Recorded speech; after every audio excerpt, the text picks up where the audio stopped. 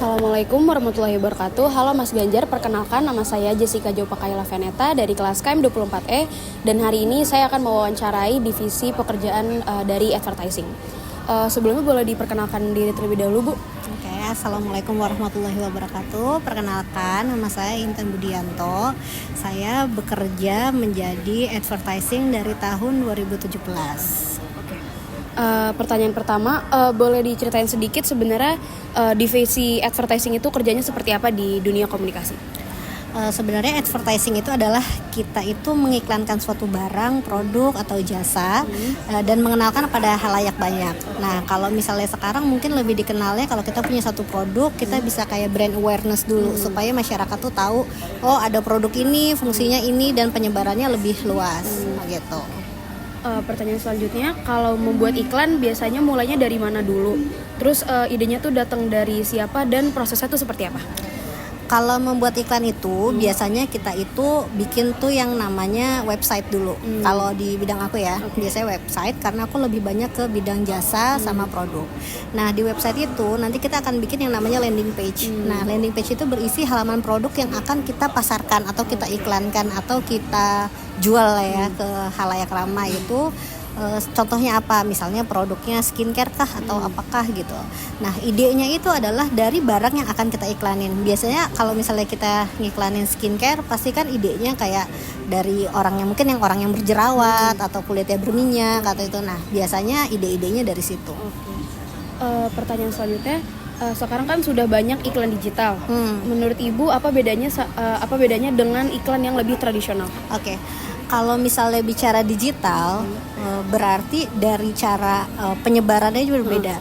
Kalau iklan digital itu kita lebih bisa mencakup, misalnya kita nih sekarang lagi ada di Depok gitu, tapi kita bisa mencakup orang yang ada di Papua, Kalimantan, Sulawesi, penyebarannya tuh lebih luas dibanding kalau yang offline. Kalau yang offline itu kita kan hanya mencakup untuk daerah-daerah tertentu. Mungkin kalau kita sekarang domisilinya di Depok hanya mencakup di Jabodetabek, mungkin kalau itu dari surat kabar atau dari flyer ya. Tapi kalau dari digital itu lebih jangkauannya lebih luas. Pertanyaan selanjutnya, Ibu biasanya kerja bareng tim lain nggak, kayak misal sama tim desain, sosial media atau public relation? Oke. Kalau misalnya advertising itu sebenarnya itu adalah kerja tim, ya kerja tim yang saling bersinggungan. Advertiser itu adalah kita mengiklankan sesuatu yang nggak mungkin kalau kita ngiklanin, kita punya keahlian ngiklanin, berarti kan ada sesuatu yang kita iklanin, berarti kan kerjasama dengan orang yang bisa desain.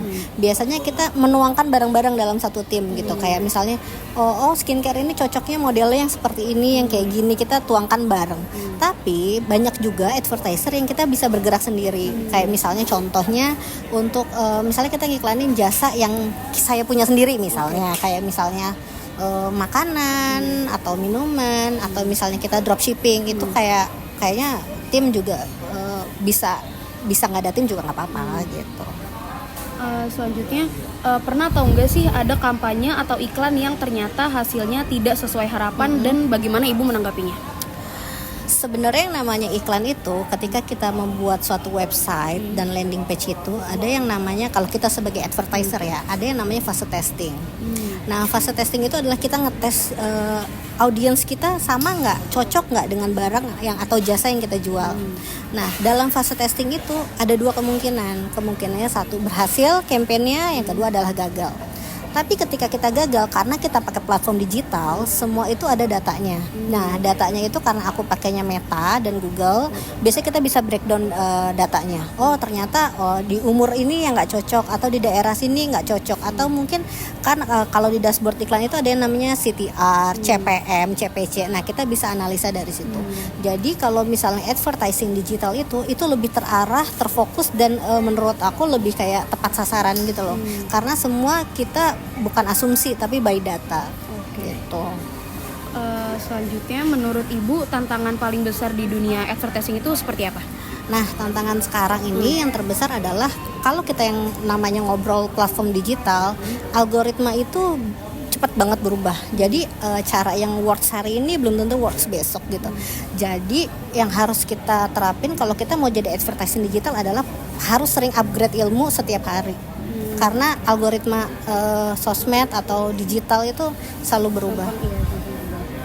Selanjutnya untuk yang ingin masuk advertising, kira-kira ibu ada tips gitu Mbak? Tipsnya yang pertama harus melek digital, itu penting banget.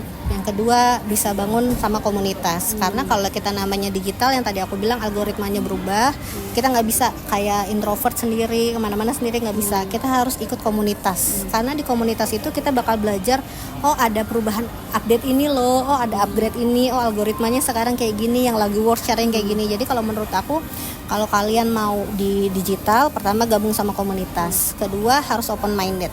Harus open minded dalam arti kita harus siap dengan menerima perubahan, dan yang paling penting banget kalau mau jalanin advertising digital itu mentalnya harus kuat. Karena ya roller coaster banget. Hari ini bisa iklan kamu winning, besok bisa boncos banget gitu. Pertanyaan selanjutnya, dalam proses kreatif sebuah campaign, bagian mana yang menurut ibu tuh paling menantang dan bagaimana cara menghadapinya? Bagian paling menantang sebenarnya kalau menurut aku tuh konten sekarang. Karena kan konten itu kebiasaan orang sekarang itu kan scroll. Kita harus nemuin hook per 3 detik yang menarik, dan itu menurut aku itu yang paling susah. Dalam gimana caranya dalam 3 detik itu kita ngajak orang untuk berhenti di konten kita dan tertarik sama produk apa yang kita pasarin, itu tuh susah. Jadi yang paling menantang untuk sekarang ini konten gitu.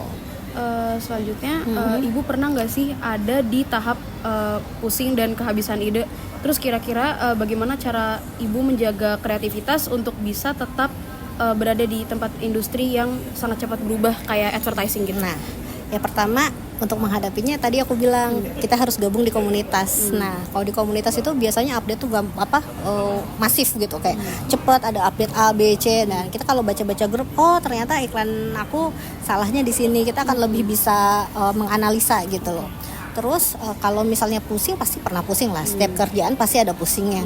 Kadang kita udah kontennya bagus, ininya bagus, ternyata servernya down atau kena malware atau kena apa, pasti ada tantangan lah di setiap kerjaan.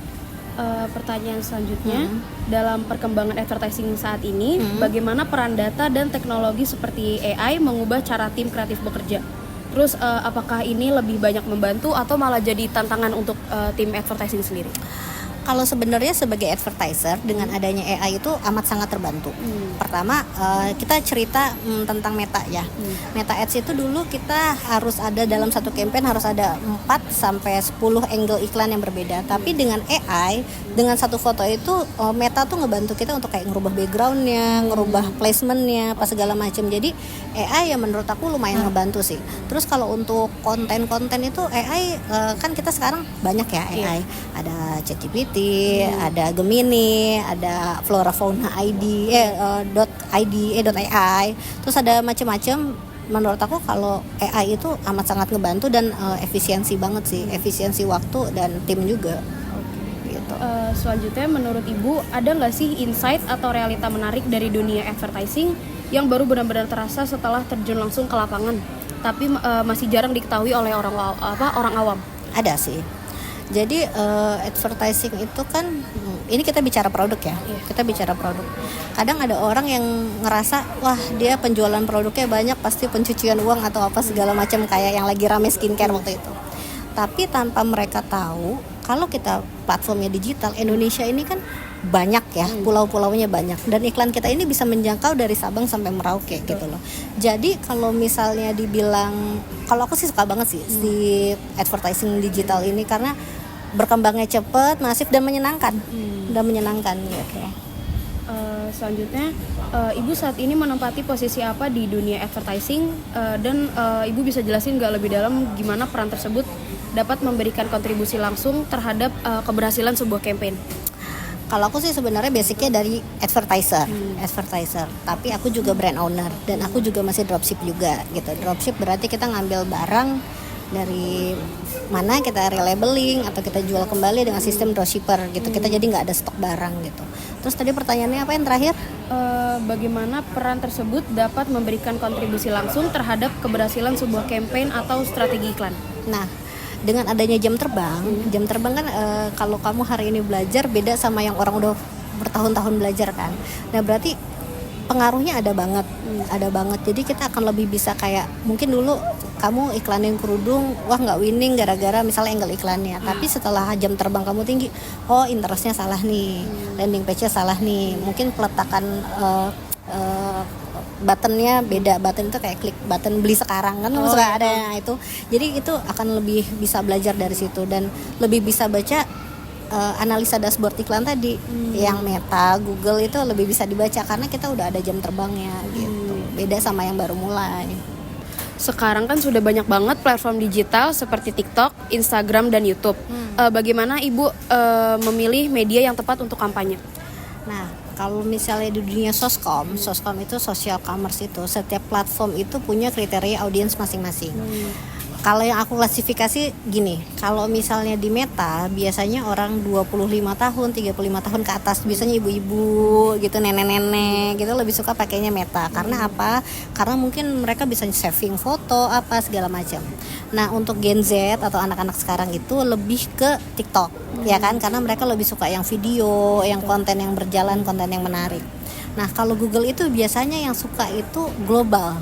Nah, dari tua muda tuh biasanya Google.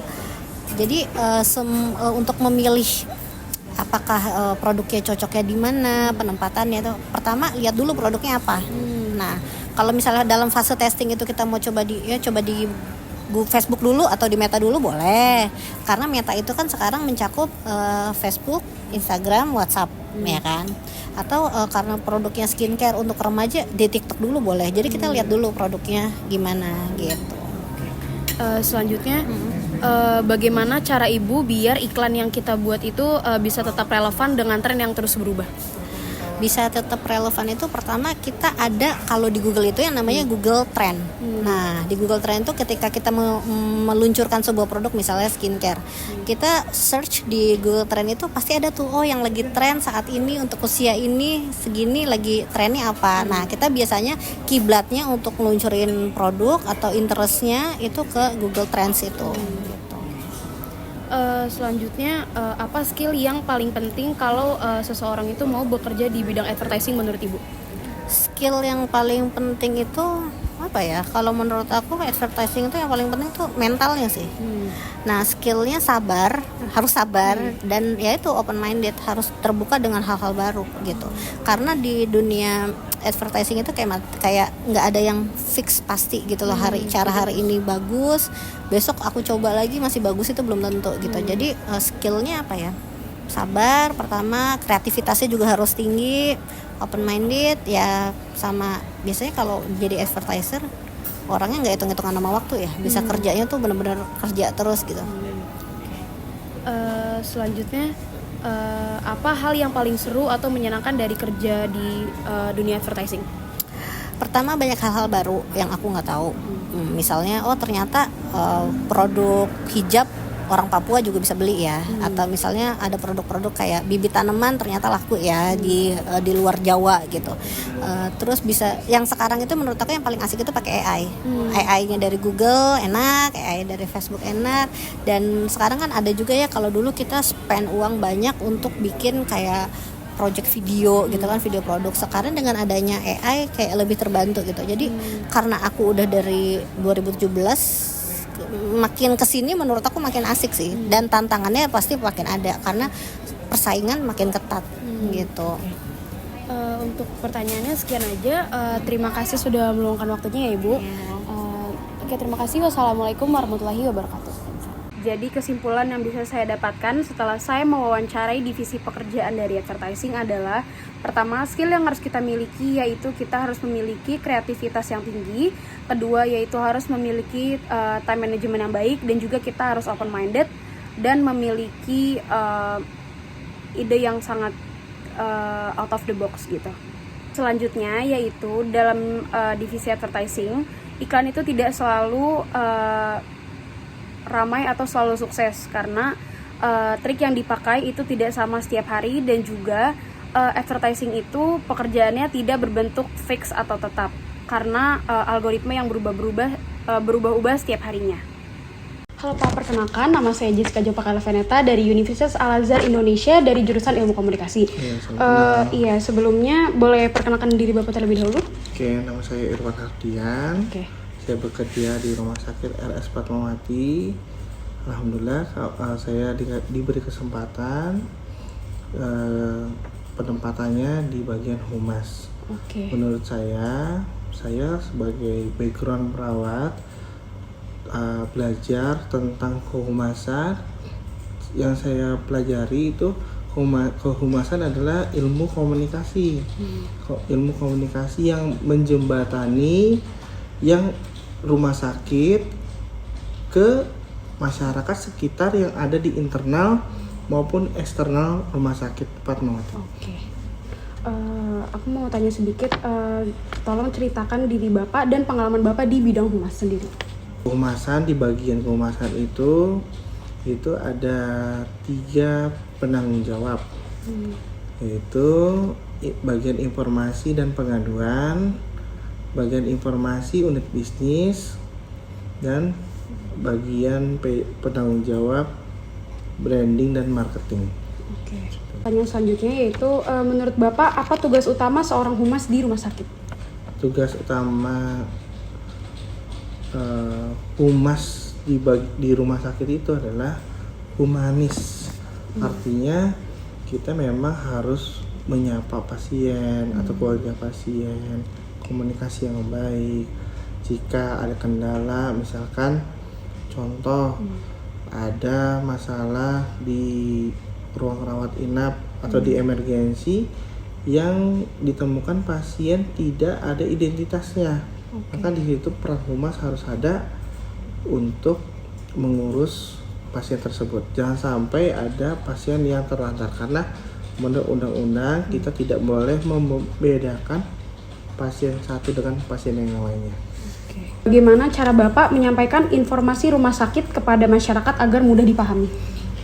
Memang kita memberikan informasi kepada masyarakat internal yang ada di rumah sakit maupun eksternal yang ada di luar rumah sakit itu. Poinnya kalau yang internal itu dengan menggunakan media sosial. Karena pada zaman sekarang udah zaman era digitalisasi, kebanyakan udah memegang handphone. Maka dari situ kita optimalisasi media sosial, antara lain Facebook, Twitter, Instagram, TikTok, maupun YouTube. Oke. Jika ada pasien atau keluarga pasien yang mengeluh, apa yang biasanya Bapak lakukan? Mengeluh tentang layanan, sarana prasarana, atau tentang pelayanan, tentang dokternya, perawatnya. Yang pertama kalinya kita dapat aduan dari pelayanan di ruang perawatan atau di emergensi. Di pelayanannya, di pelayanannya itu dengan cara petugas pelayanan kesehatan mengadu lewat barcode. Jadi sistemnya sistem barcode, tidak menulis lagi. Itu jadi lewat online gitu ya? Online, jadi nge-link langsung. Dan kita monitoring setiap harinya. Kalau misalkan udah nge-link, kita udah ada nih pengaduan, kita kaji dulu sebelum kita langsung jawab. Jangan langsung jawab, kita kaji dulu apa maunya, apa maksudnya, dan apa tujuannya. Setelah kita kaji, kita konsul dulu dengan yang ahlinya, dengan yang bersangkutan. Misalkan dia punya masalah dengan dokter mata, kita konsultasikan dulu dengan dokter mata. Jika dia masalah dengan dokter bedah, kita konsulkan dengan ahlinya. Misalkan dokternya punya masalah nih, kita apple to apple dengan dokter yang lain gitu. Kita perbandingkan apakah sesuai dengan standar kompetensi layanan yang sudah diberikan tenaga kesehatan ke pasien dan keluarga pasien atau tidak. Karena nantinya kan ada bagian hukumnya. Kalau misalnya terdapat kesalahan etik, ada etik, norma gitu kan, itu ada hukumannya. Selanjutnya itu, pernahkah Bapak mengadakan acara kesehatan seperti donor darah atau penyuluhan? Boleh diceritakan? Sering. Oh iya. Ya, kalau kita penyuluhan itu di sini hampir setiap hari. Oh, kira-kira tuh dilakukannya di mana? Nah, di sini kita lakukan dengan cara tatap muka dan online. Oke. Tatap muka itu dilaksanakan di poli rawat jalan, di taman edukasi jogging track, dan di rawat inap. Kalau sasarannya pasien, keluarga pasien, pengunjung, SDM pun kita edukasi. Oke. Dan masyarakat sekitar, nyampe puskesmas pun kita edukasi. Jadi artinya memang kita sudah sesuai dengan Undang-Undang PMK 44 tahun 2018. Oke. Tentang pelayanan kesehatan preventif, promotif dan preventif. Kira-kira tuh kalau misalkan penyuluhan itu yang di Sulin tuh misalkan kayak materinya tuh apa sih kebanyakan? Dasar materinya itu kita lihat dari 10 besar penyakit yang ada di rumah sakit. Oke. Yang pertama. Selanjutnya di hari-hari besar kesehatan, contoh di hari hipertensi sedunia di bulan Mei kita mengadakan edukasi tentang hipertensi. Jadi pertama poinnya dari 10 besar penyakit yang ada di rumah sakit. Terusnya yang kedua dari MCU. Karena kenapa dari MCU? Karena pegawai di rumah sakit kita MCU. Dari MCU itu ketahuan nih hasilnya. Apa hipertensi yang pertama, apa kolesterol. Nah, dari pengkajian tersebut kita prioritaskan. Oke. Gitu. Oke. Selanjutnya, bagaimana cara Bapak menggunakan media sosial untuk menyampaikan informasi dari rumah sakit? Media sosial itu terdapat informasi, edukasi dan komunikasi TIE, ya kan? Dengan cara media sosial itu kita kemas melalui testimoni keluarga pasien atau pasien, testimoni keluarga pasien dan kita lanjutkan pada ahlinya dokter. Sehingga kita di sini memang kalau misalkan mau edukasi sampai keluar orang tahu gitu ya. Kita di sini setiap hari Selasa dan Kamis kita ada edukasi online. Oke. Pokoknya artinya gini, masyarakat yang sudah berobat di Rumah Sakit Fatmawati, dia pulang ke rumahnya tetap dia mendapatkan informasi dan edukasi. Oke. Melalui Zoom, melalui siaran radio kesehatan. Itu dari Kemenkes tuh. Oke. Itu live di Instagram Kemenkes. Terusnya kita melalui live TikTok dan live juga Instagram. Jadi kalau misalkan ada edukasi, ada informasi live. Oke. Terus biasanya tuh informasi yang lebih sering dipublikasikan ke sosial media tuh tentang apa?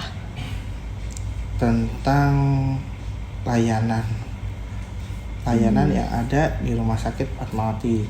Paling sering memang kita fokus di unit bisnis. Layanan itu berbasis ke layanan Fatmawati Orthopedic Center. Terusnya juga pelayanan kamar operasi MOT yang sudah terakreditasi. Terusnya layanan-layanan unggulan lainnya. Tapi kalau dibilang layanan unggulan, sebenarnya di Rumah Sakit Fatmawati emang unggul semua. Artinya kebanyakan pengajar juga yang ada di sini. Artinya dokter maupun perawat maupun farmasi itu pengajar di luar atau di dalam. Karena rumah sakit di sini rumah sakit pendidikan. Artinya di rumah sakit ini juga menerima mahasiswa yang magang dari universitas atau kampus yang lain. Apa yang akan Bapak lakukan jika ada berita buruk atau hoaks tentang rumah sakit di media sosial? Yang pertama validasi. Kita tanya kita konsulkan dulu ke pimpinan atau yang ahli. Setelah itu baru kita take down. Bagaimana Bapak bekerja sama dengan dokter atau staf medis dalam kegiatan public relation ini? Oh, kerjasamanya. Kita di sini ada podcast. Kita podcast di sini. Oke. Dan podcast kita tuh selalu di up setelah istilah gini. Sekarang podcast. Besok udah di upload. Dan kita di sini juga suka membuat video informasi edukasi seperti misalkan setelah selesai dilakukan promosi kesehatan dibuat video outputnya itu. Selanjutnya yaitu menurut Bapak apa yang membuat citra rumah sakit bisa menjadi baik di mata masyarakat? Itu sebenarnya filsafah dibilangnya satu hati satu hati sih. Artinya gini ya, kita nggak bisa kerja sendiri. Kita nggak bisa kerja cuman kita sendiri. Karena di sini ada pelayanan kesehatannya, ada perawatnya, ada dokternya. Kalau perawatnya ada yang baik, dokternya yang judes juga nggak kurang baik. Harus benar-benar untuk citra yang baik di rumah sakit itu dengan cara apa? Kita harmonis dan peduli terhadap sekitar.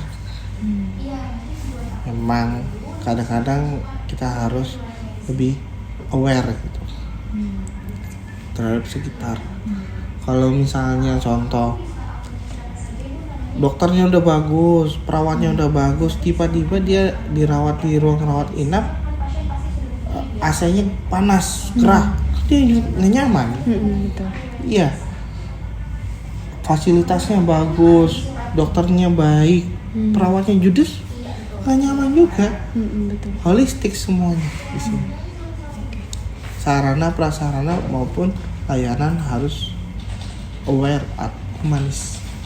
Oke. Pertanyaan selanjutnya, bagaimana cara Bapak menjaga hubungan baik dengan media atau dengan eksternal? Menjaga hubungan baik dengan media atau eksternal dengan cara jika ada kegiatan kita undang. Kadang-kadang nih udah beberapa kali nih ada kegiatan yang memakai media tapi medianya itu diundangnya dari eksternal. Jadi bagaimana kita untuk menjaga hubungan yang baik, kita minta untuk mengisi formnya itu ada nomor dari media cetaknya atau media digitalnya. Dari situ kita bisa komunikasi. Oke. Keterampilan soft skill dan hard skill apa yang menurut Bapak paling penting untuk dikuasai oleh seorang public relation di era sekarang? Sekarang itu kan digitalisasi semua ya. Transformasi digitalisasi, dan mau nggak mau memang kita harus bisa skillnya itu tentang digitalisasi semuanya, karena kok kedepannya sudah paperless. Mau nggak mau kita harus mengikuti perkembangan zaman, karena memang keadaannya seperti itu. Kalau misalkan kita tidak mengikuti ya agak sulit juga, karena sekarang itu udah cepet banget pergerakannya. Dan kayak AI, kayak misalnya informasi, apalagi nanti kedepannya udah banyak yang membuat robot buatan gitu. Kalau misalkan udah banyak robot yang bekerja dibandingkan manusia, atau manusianya kemana? Apalagi kita hidup bukan di dunia, bukan di negara yang maju, masih berkembang. Sudah banyak orang yang putus kontrak, sudah banyak orang yang di PHK. Jadi mau nggak mau kita harus menyesuaikan dengan keadaan sekitar.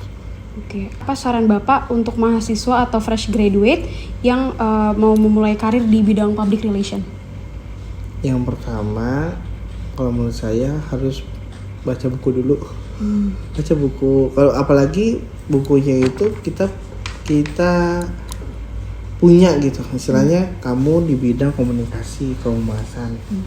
Kamu saat belajar itu di kampus itu kamu harus benar-benar dulu. Memang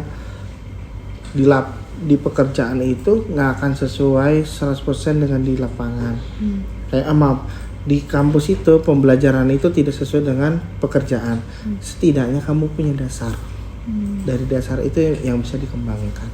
Yang pertama, yang kedua, kita harus bisa komunikasi yang baik dengan tim, atau misalkan orang yang sudah pernah bekerja, kita harus memberikan komunikasi yang baik, karena apa? Dari pengalaman itu kita bisa mendapatkan ilmu.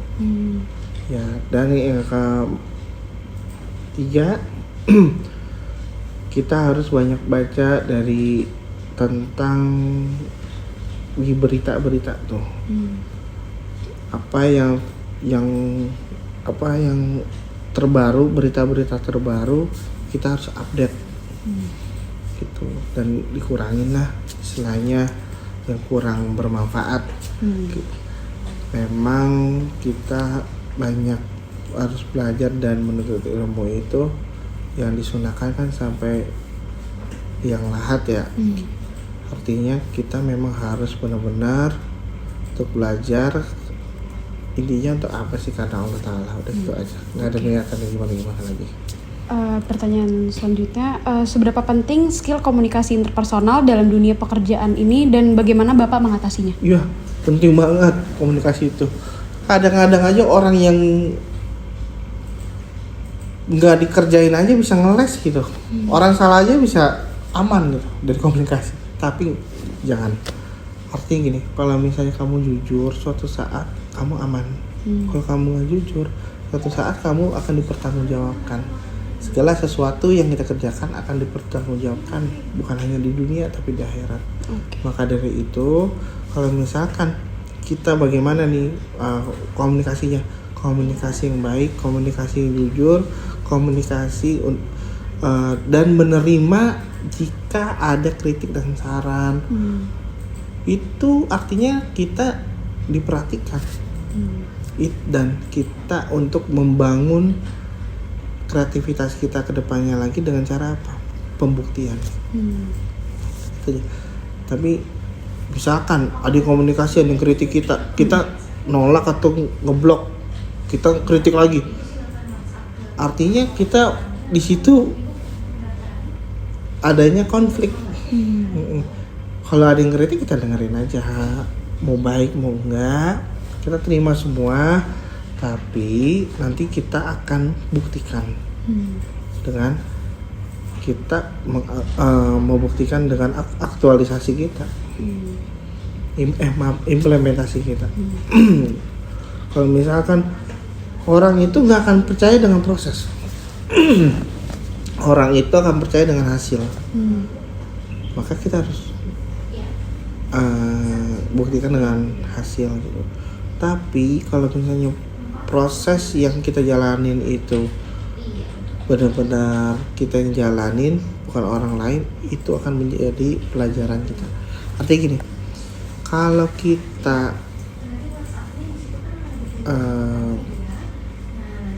ada masalah atau apa, kita akan menjadi lebih bijak dari situ. Pola pikir kita akan lebih bijak dari situ. Dari masalah yang ada. Mungkin sekian aja Pak pertanyaan dari saya. Terima kasih sudah meluangkan waktunya. Terima kasih Pak. Sama. Jadi kesimpulan yang bisa saya dapatkan setelah saya mewawancarai pekerjaan dari Divisi Public Relation dari Rumah Sakit Fatmawati adalah, pertama, kita sebagai Public Relation harus memiliki skill, yaitu bagaimana kita berbicara dengan cara yang baik dan sopan terhadap publik. Lalu kedua, kita harus bisa menjaga citra dan nama baik perusahaan. Kita juga harus bisa bekerja sama dengan tim dengan baik, dan juga kita harus menjaga relasi dan juga kita harus mengikuti perkembangan zaman. Assalamualaikum warahmatullahi wabarakatuh. Halo Mas Ganjar, perkenalkan nama saya Jessica Jopa Kaila Veneta dari kelas KM 24E, dan hari ini saya akan mewawancarai dari Divisi Media dan Jurnalistik. Boleh diperkenalkan diri terlebih dahulu? Halo, saya Bunga dari BNS Radio. Di sini di BNS Radio sebagai program director. Oke. Untuk pertanyaan pertama, bisa diceritakan sedikit tentang pekerjaan kakak di bidang media saat ini? Oke. Untuk di BNS Radio saat ini, aku lagi berada di posisi program director, yang mana itu membawahi semua divisi on air gitu. Karena di on air itu kalau teman-teman mendengarkan radio itu bukan cuman radio doang, maksudnya bukan lagu doang, bukan penyiar doang, bukan siaran doang gitu, karena itu banyak elemen-elemen lain yang mana ada di dalam on air tersebut. Nah, aku membawahi mereka-mereka itu gitu. Pertanyaan kedua, apa yang awalnya membuat kakak tertarik masuk ke dunia media? Mungkin basically aku memang selama aku menempuh pendidikan memang lebih fokus ke broadcasting. Dari awal memang ke broadcasting, terus juga perkuliahan udah di broadcasting, yang mana aku juga sudah pasti interest lah sama dunia media dan broadcasting gitu. Ketika aku berkuliah mendapatkan kesempatan untuk intern di media radio, lalu aku coba. Ketika aku udah masuk ternyata aku malah menyukai bidang tersebut, akhirnya aku lanjut sampai sekarang gitu. Apa saja tantangan yang paling sering kakak hadapi dalam pekerjaan ini? Kalau tantangan sendiri itu biasanya banyak faktor ya. Pertama dari manusianya. Biasanya kalau dari manusianya sendiri, karena aku membawahi lumayan banyak divisi, termasuk penyiar, itu kita harus menyamakan mindset, persepsi itu harus cukup sulit karena kita menyamakan beberapa kepala untuk menjadi satu visi gitu. Lalu kendala lainnya itu biasanya juga dari cuaca, yang mana kalau untuk siaran itu agak krusial karena cuaca ini kalau ketika lagi cuaca buruk kita agak worry ketika sekarang kan Indonesia cuaca lagi nggak jelas ya, maksudnya yang mana kadang-kadang lagi cerah tiba-tiba petir kayak gitu. Itu aku agak worry karena bisa mempengaruhi kesiaran. Kenapa mempengaruhi kesiaran? Karena ketika cuaca seperti itu kami biasanya break siaran dulu, kita play lagu doang karena takut ada resiko tersambar. Gitu.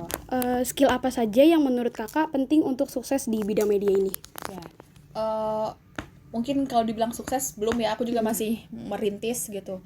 Menurutku mungkin yang basicnya aja ya, basic yang harus teman-teman punya di industri ini. Pertama, attitude itu udah paling utama. Kedua itu kalau dibilang wawasan itu bisa kita cari sendiri. Itu gimana personal kitanya mau apa enggak mencari informasi segala macem. Skill juga skill biasanya bisa kita cari sendiri. Ketika kita udah terbiasa melakukan sesuatu, lama-kelamaan makin terasa dan makin bisa kan. Gitu. Dan yang pasti balik lagi kita ke rules nomor 1, balik lagi ke attitude gitu. Kalau aku bisa bilang 4, yang terakhir balik lagi ke nomor 1. Pertanyaan selanjutnya, bagaimana perkembangan dunia media yang kakak rasakan dalam beberapa tahun terakhir ini? Dalam beberapa tahun terakhir ini kan kita juga mengetahui banyak banget tren-tren baru, yang mana semua yang tadinya analog itu menjadi ke digital gitu. Baik itu televisi, baik itu radio, baik itu secara sosial media juga udah trennya agak bergeser gitu. Kalau bisa dibilang itu menjadi ancaman, menurut kami bukan sebagai ancaman, karena banyak orang yang bilang ketika digital maju, TV dan radio akan menghilang. Menurut kami itu bukan sebuah ancaman, yang mana kami di radio, khususnya di Benz Radio, kami percaya bahwa dengan adanya teknologi-teknologi baru seperti digitalisasi ini, itu bisa menjadi ladang kami untuk membuka peluang baru, bisnis-bisnis baru gitu. Karena kan dengan era sekarang yang semuanya cepat dan gampang, itu juga bisa jadi peluang kami untuk menemukan core bisnis baru gitu. Pertanyaan selanjutnya, sejauh mana media sosial mempengaruhi cara bekerja di bidang media saat ini? Kalau sejauh mana itu balik lagi ke kultur dari perusahaannya tersebut gitu. Yang pasti kami hindari adalah penyerapan informasi berlebihan gitu. Kenapa seperti itu? Karena kan kami bidangnya adalah media radio ya, yang mana kami juga menyiarkan sesuatu dari info yang kami dapat gitu. Mungkin kami lebih ke kurasi lagi, harus lebih ngekurasi lagi dengan berbagai macam informasi yang banyak ya sekarang, tsunami informasi gitu.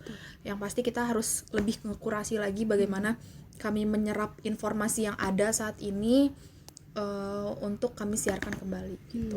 Pertanyaan selanjutnya, apa saran kakak untuk mahasiswa ilmu komunikasi yang ingin berkarir di media-media ini? sarannya mungkin untuk teman-teman silakan perdalam lagi ilmu. Kalau teman-teman ke media ya, mungkin cara interaksi dengan sesama rekan mungkin gitu ya, cara gimana caranya teman-teman bisa ngobrol nyambung dengan banyak orang, misal gitu, cara berkomunikasinya lah yang baik gitu, karena kan sekarang dengan era seperti ini, dengan isu seperti ini, Gen Z tidak baik untuk dijadikan partner kerja. Menurutku PR terbesar dari teman-teman Gen Z atau yang masih berkuliah adalah attitude dan cara berkomunikasi gitu sih. Mungkin sekian aja pertanyaan dari aku. Terima kasih untuk sudah meluangkan waktunya ya, Kak.